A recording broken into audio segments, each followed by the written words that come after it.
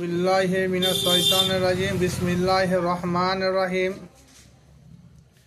মহান আল্লাহ পাক রব্বুল আলামিন সূরা মুহাম্মদের 24 নম্বর আয়াতে বলেছেন যে আমার কোরআন নিয়ে কি তোমরা কেউ চিন্তা ভাবনা করো না।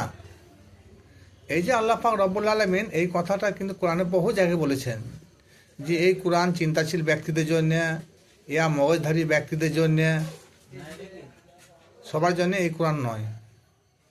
তাহলে সেই আল কোরআনে যে সূরা মুহাম্মদের 24 নম্বর আয়াতে আল্লাহ যে বললেন যে আমার কোরআন নিয়ে তোমরা কি গবেষণা করো না, কি চিন্তা ভাবনা করো না। এই আল কোরআনকে চিন্তা ভাবনা করতে গিয়ে বা গবেষণা করতে গিয়ে দেখা গেল এতদিন আমাদেরকে বর্তমান যেসব হুজুরা রয়েছেন সেই সব হুজুরা আমাদেরকে অনেক কিছু ভুলভাল বুঝিয়েছে। হয়তো অনেকে বলবেন কি করে ভুলভাল হতে পারে, কি তার কিছু নমুনা, সেই নমুনাটা হচ্ছে গবেষণা করতে গিয়ে দেখা গেল যে কিছু নমুনা আমাদের সম্মুখে তুলে ধরছি। যেমন সূরা হিজর আয়াত নম্বর 99, এই আয়াতে আল্লাহ পাক রব্বুল আলামিন বলেছেন ওয়াবুদু রাব্বাকা হাত্তা ইয়াতিয়াকাল ইয়াকিন, তোমরা এতক্ষণ পর্যন্ত ইবাদত করো যতক্ষণ পর্যন্ত তোমাদের ইয়াকিন না এসেছে। কিন্তু বর্তমান হুজুরদের তাফসীরে লেখা রয়েছে যে যতক্ষণ পর্যন্ত তোমাদের মৃত্যু না হয়েছে ততক্ষণ পর্যন্ত তোমরা তোমাদের প্রভুর ইবাদত করতে থাকো। হাত দ্য ডিফারেন্স। তারপরে আমরা এতদিন জেনে আসছি যে কোরআন পড়া মুস্তাহাব বা নফল। বর্তমান হুজুরা আমাদের এইটাই বুঝিয়েছেন বা শুনিয়েছেন, আর এখনও তাই সেটাই শুনছি। কিন্তু কোরআন পড়া আল্লাহ পাক রব্বুল আলামিন বললেন ইহা ফরজ, অতি অবশ্যই প্রয়োজন, এটা কোরআন পড়তেই হবে। এটা কোথায় আছে?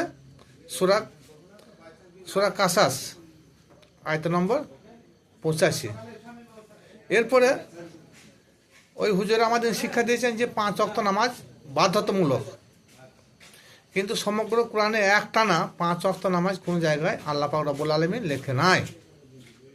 সূরা হুদে একটানা 3 ওয়াক্ত নামাজের কথা বলা হয়েছে। সূরা হুদে 114 নম্বর আয়াতটা দেখুন, বলেছে তোমরা সকাল সন্ধ্যায় সালাত কায়েম করো এবং রাত্রির প্রথম অংশে নামাজ কায়েম করো। কে রাত্রিতে প্রথম অংশ বলতে গেলে কেউ এশাকে বুঝিয়েছে, কেউ কেউ আবার তাহাজুদকে বুঝিয়েছে। কিন্তু যাই বুঝাক, কিন্তু 3 ওয়াক্ত নামাজের কথা এখানে প্রকাশ পেয়েছে। সকাল সন্ধ্যা কে বলেছে এশা, কে বলেছে ফজর, আবার কেউ বলেছে মাগরিব, আবার কেউ বলেছে জোহর, কেউ বলেছে আসর। কিন্তু যাই হোক, মোটের ওপর 3 ওয়াক্ত নামাজ। কিন্তু একটা না 5 ওয়াক্ত নামাজ, যে তোমরা নামাজ কায়েম করো, যাকাত প্রদান করো, ফজর, জোহর, আসর, মাগরিব, এশা, এইরকম কথা সমগ্র কোরআন শরীফে কোনো এক স্থানে উল্লেখ আল্লাহ পাক রব্বুল আলামিন করেন নাই। এরপরে আরও একটা আমরা ভুল শুনে আসছি, তারাবি নামাজ 30 দিন মসজিদে গিয়ে ইমামের পেছনে বাধ্যতামূলক আমাদের পড়তেই হবে। কিন্তু হুজুর পাক সাল্লাল্লাহু তাআলা আলাইহি সাল্লাম দেখা গেল যে তিনি মাত্র 3 দিন একটানা তারাবি পড়েছেন, তারপরে তিনি মসজিদে যান নাই। তিনি বলেছেন আমি যদি কন্টিনিউ তোমাদের পেছনে নামাজ পড়ি বা পড়াই তাহলে এটা ফরজ হয়ে যাবে। সুতরাং তার জন্যে আমি এটা আশঙ্কা করলাম যে তোমাদের উপরে যা ফরজ না হয়, তার জন্যে আল্লাহ নবী পাক সাল্লাল্লাহু তাআলা আলাইহি সাল্লাম মাত্র 3 দিন তারাবি পড়েছেন। এটা হাদিসে সনদ আছে। এরপরে 30 রমজান আমাদের বাধ্যতামূলক করেছেন, কারণ সূরা বাকারা দেখুন আপনারা 184 নম্বর আয়াত। এই 184 নম্বর আয়াতে আল্লাহ পাক রব্বুল আলামিন বলেছেন মাত্র কয়েকটা দিন তোমাদের রোজা তাগিদ দেওয়া হয়েছে, মাত্র কয়েকটা দিন। আর 185 নম্বর আয়াতে বলেছেন যে এই রমজান মাসে আমি কোরআন নাজিল করেছি।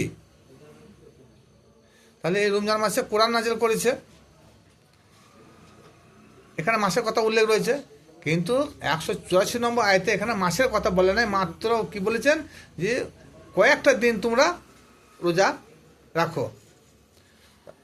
আমি খুব সংক্ষিপ্ত কয়েকটা কথা তুলে ধরলাম আপনাদের সম্মুখে। তারপরে যেমন আর একটা রয়েছে জাকাত।